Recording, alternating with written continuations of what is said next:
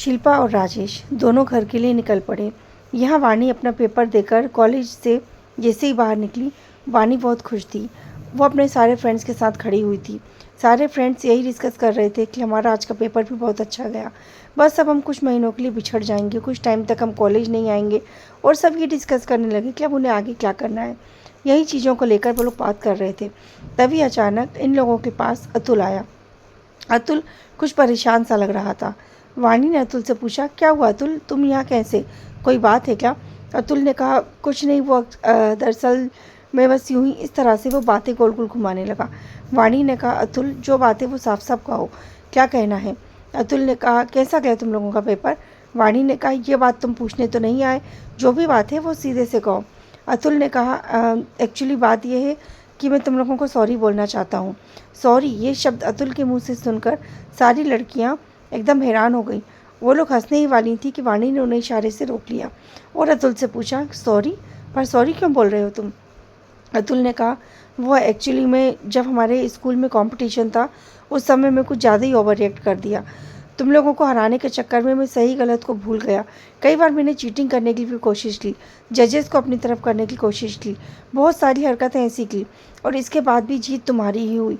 और मुझे ये अच्छे से पता है, तुम लोगों ने तो जीतने के बाद ऐसा कोई खास रिएक्ट नहीं किया, हम लोगों से कुछ नहीं कहा। बट यदि मैं जीत जाता ना, तो पता नहीं मैं क्या करता। मैं तो तुम लोगों को छोड़ता नहीं, बहुत बुरी तरीके से तुम लोगों को चिढ़ाता भी, और पता नहीं क्या होता। मैं उस समय बहुत एटीट्यूड में आ गया था, इसलिए मैं इन सब चीज़ों के लिए तुमको सॉरी बोलना चाहता हूँ।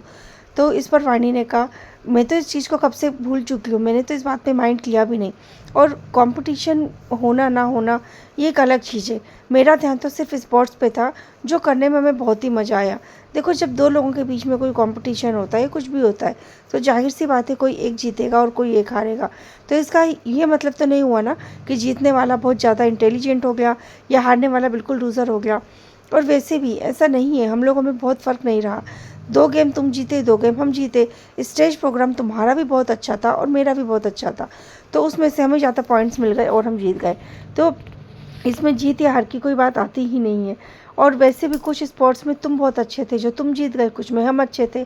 कोई भी व्यक्ति हर चीज़ में परफेक्ट नहीं होता, और ना ही कोई व्यक्ति बिल्कुल लूज़र होता है। हर व्यक्ति में कोई ना कोई कमी ज़रूर होती है, तो हर व्यक्ति में कोई ना कोई अच्छाई ज़रूर होती है। और बस इसी की वजह से तुम कोई गेम जीते, कोई गेम हम जीते। तो इस पर अतुल बोला कि ये कहकर तुम मुझे शर्मिंदा कर रही हो। दरअसल जो दो गेम हम जीते, उसमें भी हमने कहीं ना कहीं कोई ना कोई चीटिंग की थी, इसी वजह से हम जीते। तो इसीलिए मैं तुमसे सॉरी बोलना चाहता हूँ। वाणी ने कहा, जो हुआ ठीक है, तुमने चीटिंग की, उसके बाद भी तो तुम जीत नहीं पाए ना, तो ठीक है ना, कोई दिक्कत नहीं है। मैं इन चीज़ों को भूल गई हूँ और यही चाहूँगी कि तुम भी भूल जाओ।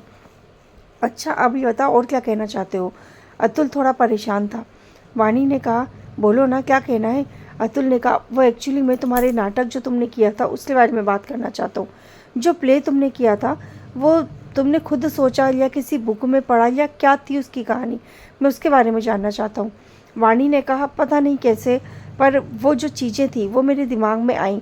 वो मुझे सपना दिखा और उसी चीज़ को मैंने एक एक्ट के रूप में स्टेज पर उतार दिया, बस यही कुछ। पर तुम इसके बारे में इतना डिटेल में क्यों पूछ रहे हो?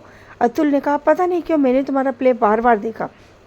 इनफैक्ट मैंने उसकी रिकॉर्डिंग भी बार बार देखी। वो सब चीज़ें मुझे कहीं देखी हुई लगी। मुझे ऐसा लगा कि मैं उन जगहों को जानता हूँ। ये चीज़ क्या सही में है या फिर यूँ ही? तो वाणी ने कहा, अरे ये रियल में है।